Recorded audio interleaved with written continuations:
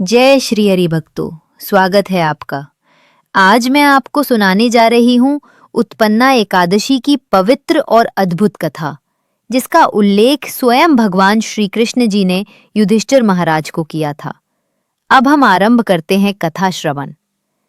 एक समय की बात है, धर्मराज युधिष्ठिर में भगवान श्री कृष्ण जी से प्रश्न किया, हे जनार्दन, कृपा करके बताइए, ये उत्पन्ना एकादशी कैसे उत्पन्न हुई और इसका व्रत करने से क्या फल प्राप्त होता है।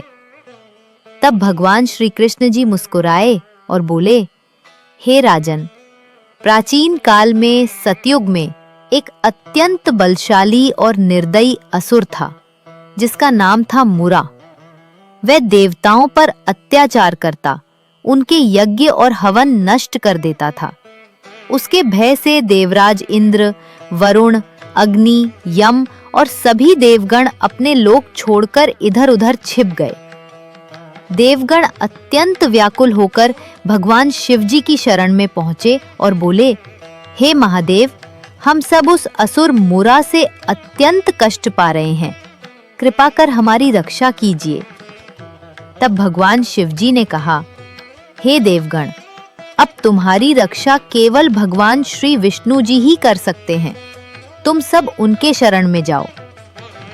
देवगण भगवान विष्णु जी के लोक वैकुंठ पहुंचे और विनम्र होकर बोले, हे प्रभु, मूरा नामक असुर ने हमें अत्यंत दुख दिया है, कृपा कर उसका नाश कीजिए।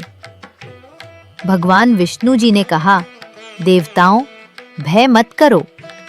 फिर उन्होंने अपना सुदर्शन चक्र उठाया और मूरा असुर के विरुद्ध युद्ध के लिए चल पड़े। ये युद्ध हजारों वर्षों तक चला। मूरा असुर शक्तिशाली था, परंतु भगवान विष्णु जी की गति अद्भुत थी।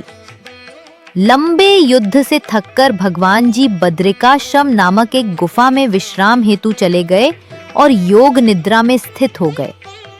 उसी समय वह दुष्ट असुर वहां पहुंचा और भगवान जी को सोता देख हंसकर बोला, आज मैं अपने सबसे बड़े शत्रु का अंत कर दूंगा।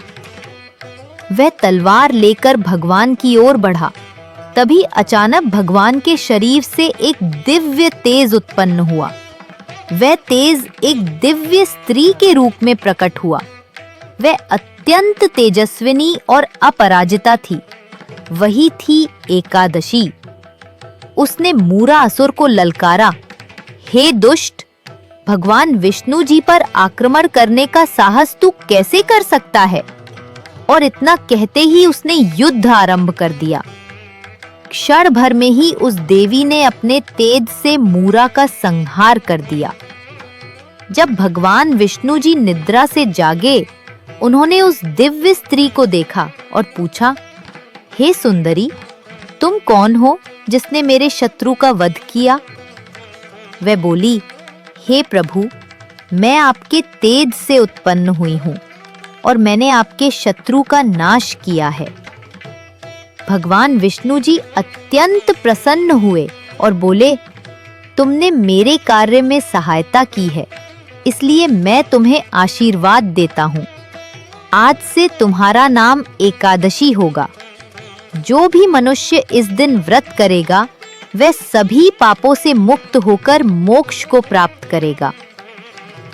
तभी से ये एकादशी उत्पन्ना एकादशी के नाम से प्रसिद्ध हुई, क्योंकि इसी दिन एकादशी देवी का जन्म हुआ था।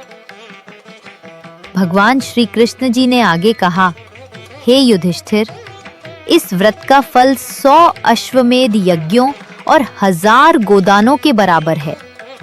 जो व्यक्ति श्रद्धा से उत्पन्ना एकादशी का व्रत करता है, वह समस्त पापों से मुक्त होकर विष्णु धाम को प्राप्त होता है।